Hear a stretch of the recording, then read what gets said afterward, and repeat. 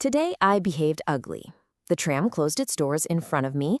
I made an indecent gesture, and the what man opened the door for me. The man said nothing. I apologized. What is the lesson for me? Not to transfer my bad experience in similar situations onto other people. And I supposedly thought that today I would be humble. Thank you, man. Do you have similar situations? This story is so raw and honest, it feels incredibly personal, doesn't it? But what's really fascinating is that the experience itself is completely universal.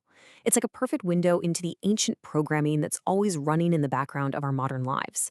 So let's explore what actually happened here. Not with judgment, but through the really interesting lens of evolutionary psychology. All right, let's start with a basic truth. Our brains, well, they just weren't designed for a world filled with trams and bus schedules. They're optimized for survival in a much older, much more dangerous world. You can almost think of modern life as this brand new software update that's trying to run on some seriously ancient hardware. And this is exactly how our ancient brain maps the past onto what's happening right now. So when that tram door closed, the rational part of the brain saw a minor inconvenience. But the ancient brain, it registered a whole cascade of primal threats. A closing door suddenly becomes a loss of a resource. Being left behind feels like exclusion from the group, which used to be a death sentence. And an obstacle in our path, that's a threat to our control. For our survival instincts, all of these are major alarm bells. This is where a little part of our brain called the amygdala just takes over. Think of it as your brain's emergency first responder. It's incredibly fast, but it's not very precise. When it senses a threat, like the ones we just talked about, it triggers an immediate protective response. That indecent gesture, it wasn't really a conscious choice.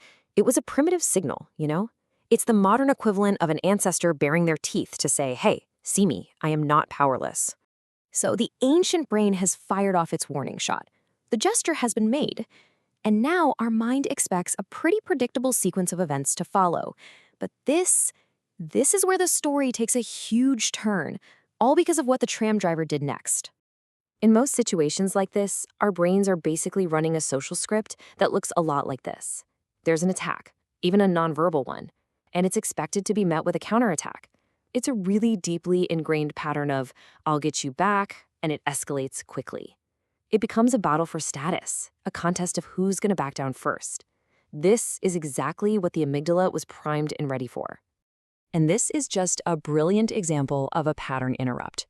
The driver did the one thing the ancient brain absolutely did not expect. There was no counteraggression, no shouting back, no punishment, just a quiet, simple act of kindness. And that one single action completely shattered the script. What the driver did was send a powerful social signal straight to the brain's alarm system. By opening the door and staying quiet, the driver basically communicated, hey, there's no fight here, you're safe, the threat is gone. This signal, it effectively disengaged the amygdala, just turned off the alarm, and that allowed the more rational, thoughtful part of the brain, the prefrontal cortex, to come back online. And what's the very first thing that rational brain wants to do? It wants to repair the social bond. So this is a really crucial point. The apology that came next wasn't just about having good manners. It was a deep biological drive kicking into gear. We tend to think about apologies in moral terms, like we're admitting we failed. But from an evolutionary point of view, an apology is actually a vital survival tool. For our ancestors, being part of the tribe was everything. Exile literally meant death. So when a social bond was broken, it had to be fixed, and fast. An apology is the tool for that repair. It's a signal that says, I value our connection. I'm a safe and contributing member of this group. Let's get back to harmony so we can keep relying on each other. And that's such an important way to reframe this. The impulse to say, I'm sorry in that moment wasn't a sign of weakness or shame at all. It was a sign of a healthy, pro-social brain doing exactly what it evolved to do, putting social connection and belonging first, because those things are absolutely essential for our survival and well-being. This brings us to the real lesson in all of this. The person in the story started their day wanting to be humble, but they reacted impulsively. So, did they fail? No, absolutely not. The true victory isn't in trying to suppress our primal reactions. It's in what we choose to do in the moments right after they happen. Think of it like a race between two different parts of your brain. The intention, I will be humble, that comes from the slow, deliberate, rational brain. It's very precise. But the reaction, that comes from the ancient, lightning-fast survival brain. It's imprecise, but in a race against what feels like a threat, speed almost always wins. So the goal isn't to make the slow brain faster, it's to get really good at the follow-up. And that is exactly what happened here. The person in the story, they achieved the true evolutionary win. They had the ancient impulse. Then, because the driver's response created a little space, they were able to recognize it. Then they chose a new behavior, the apology. And most importantly, they learned from it. And they walked away with a powerful lesson. This 4-step process, that is the absolute essence of growth. So the key takeaway here is this really beautiful redefinition of humility.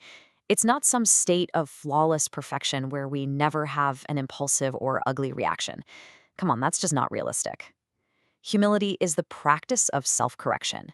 It's about recognizing when we've been pulled off course by our old wiring and having the awareness to steer ourselves back. To the person who shared this story, and really to anyone who's ever found themselves in a similar situation, you didn't react wrongly. You just reacted with old protective programming. The magic, the growth, the real victory was in the conscious choice that came next. That right there, that's how we evolve. That is how we rewrite our own internal scripts, one experience at a time. And so all of this leaves us with a question to reflect on. We all have these ancient scripts running in the background. Recognizing them, well, that's the first step. But choosing what to do next, that's our real power. So what old reaction in your own life is ready for a new response?